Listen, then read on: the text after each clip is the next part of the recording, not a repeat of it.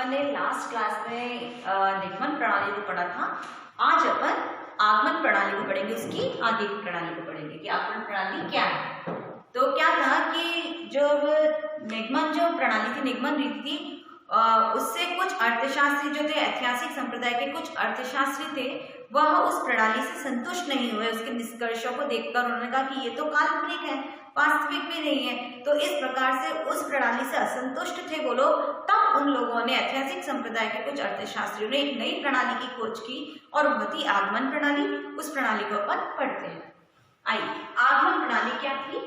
इस रीति के अंतर्गत आर्थिक तत्वों के परीक्षण निरीक्षण के आधार पर सिद्धांतों का प्रतिपादन करते थे। देखिए, इस रीति में क्या था कि इस रीति के अंतर्गत, जैसे आपने निगमन पढ़ी थी, निगमन में क्या था, खाली जो मनुष्य के ऊपर स्वयं सिद्ध हुई उस बातों पे हमने निष्कर्ष, उसी के निष्कर्ष के आधार पर हमने सिद्धांतों की खोज कर ली थी। पर यहाँ पे कुछ बात अलग थी। यहाँ पे क्या था, हम आर्थिक क्रियाओं पर निरीक्षण करते थे, उनका परीक्षण करते थे, पूरी तरीके से जांच पड़ताल, हर प्रकार की गणितीय सूत्रों का प्रयोग करने के बाद हम जो निष्कर्ष निकालते थे उसके आधार पर सिद्धांतों की खोज करते थे। तो इस आधार पर इस प्रणाली को ज्यादा विश्वसनीय माना जा सकता है। तो इसमें क्या, हम हर किसी भी सिद्धांत की खोज करने से पहले उस पर निरीक्षण और परीक्षण करने के बावजूद ही हम इस पर उसके किसी निष्कर्ष पर पहुंचते थे और उसी के आधार पर सिद्धांतों का प्रतिपादन करते थे।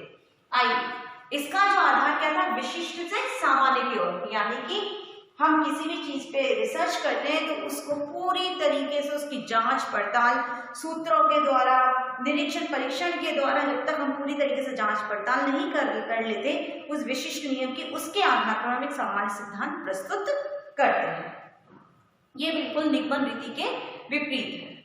आइए, इस प्रणाली के जो समर्थक थे वो थे ऐतिहासिक संप्रदाय के जो अर्थशास्त्री थे, जो हिस्टोरिकल स्कूल से संबंधित जो अर्थशास्त्री थे। वो उनमें कौन कौन थे देखिए, रॉशर, फेडरिक लिस्ट, निज, ये तीन जो अर्थशास्त्री थे, इन लोगों ने आगमन प्रणाली को आगे बढ़ाया और निगमन प्रणाली की आलोचना करते हुए इन्होंने आगमन प्रणाली की शुरुआत की। आइए, अब इस प्रणाली के कुछ गुण हैं जो हम देखते हैं। पहला गुण है निष्कर्ष वास्तविकता के निकट। देखिए, सीधी सी बात है, जब हम किसी प्रणाली को पूरी तरीके से जांच पड़ताल, खोज, परीक्षण कर रहे हैं तो उससे जो निकलने वाले निष्कर्ष होते हैं वह बिल्कुल वास्तविकता के निकट होते हैं। एक हम खाली किसी मनुष्य में कुछ भी था और हमने कहा इस पर निष्कर्ष निकल दिया तो वो बिल्कुल गलत होगा।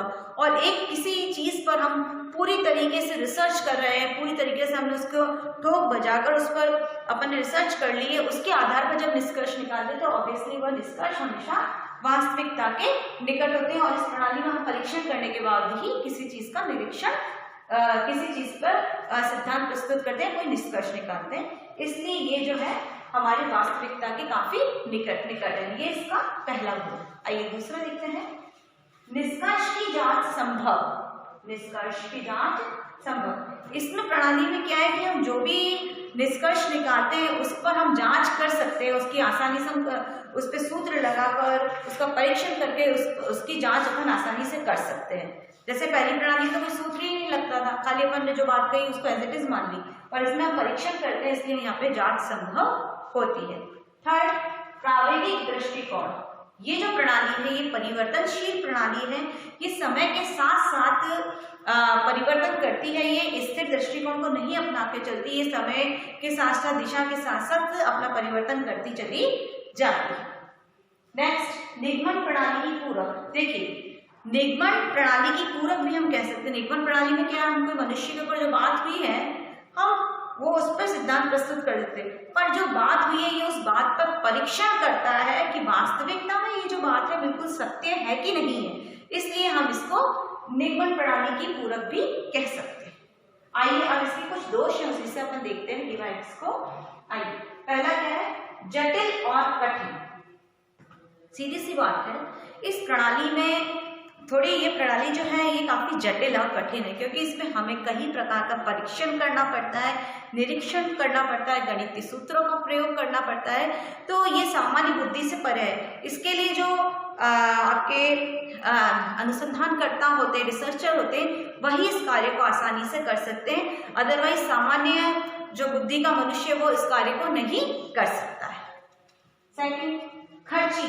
देखिए, इस प्रणाली में खर्चा थोड़ा ज्यादा होता है, क्योंकि हम जब किसी प्रकार की रिसर्च करते हैं या परीक्षण करते हैं तो उसके लिए हमें पैसों की आवश्यकता होती है, क्योंकि पैसों के बिना कोई भी रिसर्च संभव नहीं है। तो इस प्रकार से हम ये कह सकते हैं कि ये जो प्रणाली है ये थोड़ी खर्चीली भी होती है। थर्ड, पक्षपात की संभावना। देखिए, ये जो प्रणाली है इसमें पक्षपात की संभावना भी संभव है, क्योंकि एक बात है, आंकड़े कुछ भी कह सकते हैं और कुछ भी नहीं भी कह सकते हैं, ये वाली बात है।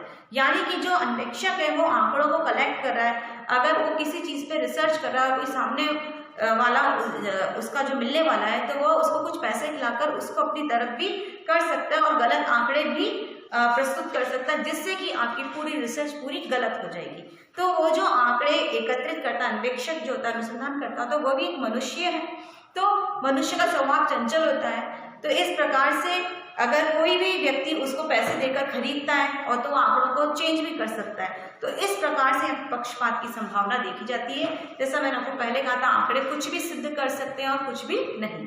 तो इस प्रकार भी हम इसकी आलोचना करते हैं। नेक्स्ट, सामाजिक विज्ञान के लिए उपयुक्त नहीं है। देखिए, ये कहता है हर चीज में परीक्षण होता है, पर सामाजिक विज्ञान में क्या, मानव की जो आर्थिक क्रियाएं और घटनाएं वो ऐसे होती है, इन पर ज्यादा परीक्षण नहीं किया जा सकता है, वो सामान्य रूप से चलती है, इसलिए ये सामाजिक विज्ञान के लिए उपयुक्त सिद्ध नहीं होता है। इस प्रकार हम इसकी आलोचना करते हैं, ये भी इसका एक दोष है। अब बात ये आती है कि निगमन प्रणाली ज्यादा बेस्ट है कि आगमन प्रणाली ज्यादा बेस्ट है। तो इस आधार पर हमने एक आधुनिक अर्थशास्त्रियों ने तीसरी प्रणाली की खोज की, वह थी आपकी वैज्ञानिक रीति। ये आधुनिक अर्थशास्त्रियों ने दी थी, और इन आधुनिक अर्थशास्त्रियों ने आगे चलकर क्या कहा, जब उन्होंने दोनों ही प्रणालियों का अध्ययन किया, निगमन प्रणाली और आगमन प्रणाली, तो उन्होंने देखा निगमन प्रणाली वो भी अधूरी है और आगमन प्रणाली वो भी अधूरी है, इनमें भी कुछ गुण है, इनमें भी कुछ दोष है। तो उन्होंने दोनों ही प्रणाली को शामिल कर दिया और इनके जो दोष थे उसे हटा दिया, और इनकी जो अच्छाई थी उन दोनों को मिलाकर एक नई प्रणाली की खोज की, जिसे कहते हैं हम वैज्ञानिक विधि। तो आज वर्तमान में हम देखें तो वर्तमान के अंतर्गत आज निगमन और आगमन प्रणाली का दोनों का जो मिश्रित रूप है वैज्ञानिक विधि, उसी विधि का प्रयोग हम अर्थशास्त्र की कार्यविधि में करते हैं। बाकी का अपन नेक्स्ट क्लास में पढ़ेंगे। Thank you.